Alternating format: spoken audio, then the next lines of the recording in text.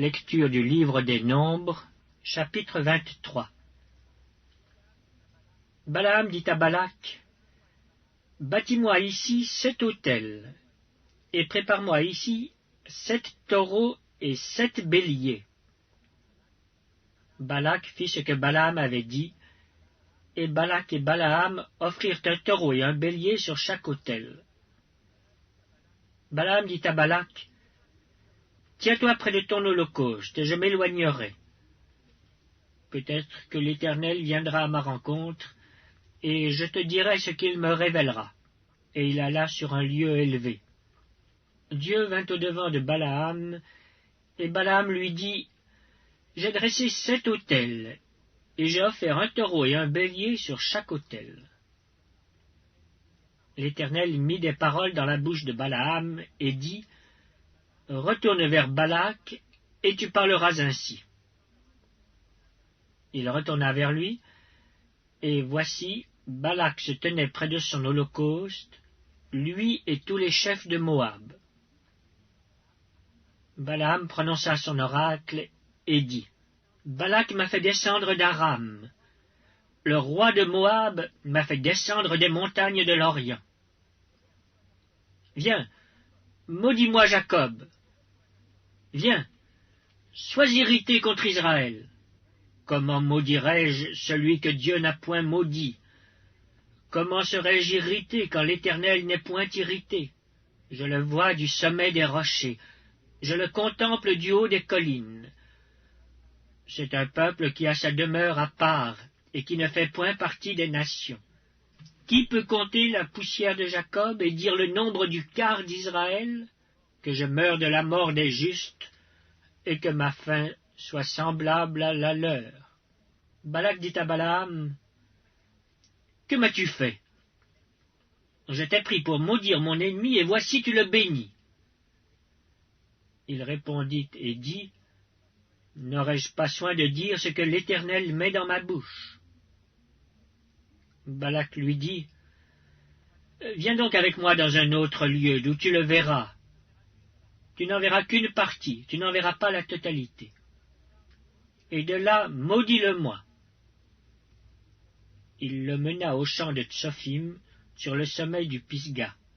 Il bâtit 7 autels, et offrit un taureau et un bélier sur chaque autel. Balaam dit à Balak, « Tiens-toi ici près de ton holocauste, et j'irai à la rencontre de Dieu. » L'Éternel vint au-devant de Balaam. Il mit des paroles dans sa bouche et dit, « Retourne vers Balak, et tu parleras ainsi. » Il retourna vers lui, et voici, Balak se tenait près de son holocauste avec les chefs de Moab. Balak lui dit, « Qu'est-ce que l'Éternel a dit? » Balaam prononça son oracle et dit, « Lève-toi, Balak, écoute.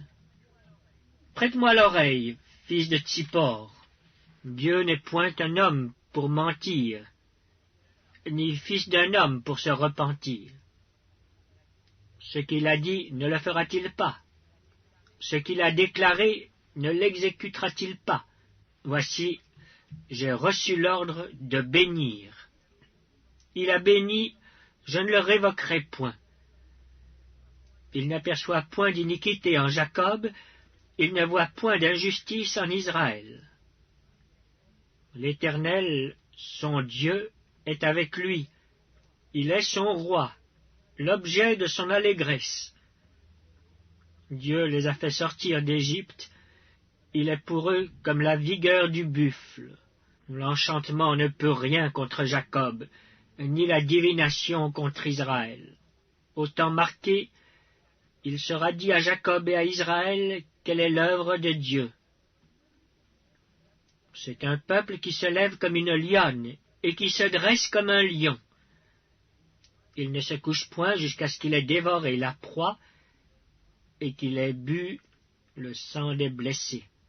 Balak dit à Balaam, « Ne le maudis pas, mais du moins ne le bénis pas. » Balaam répondit et dit à Balak, « Ne t'ai-je pas parlé ainsi?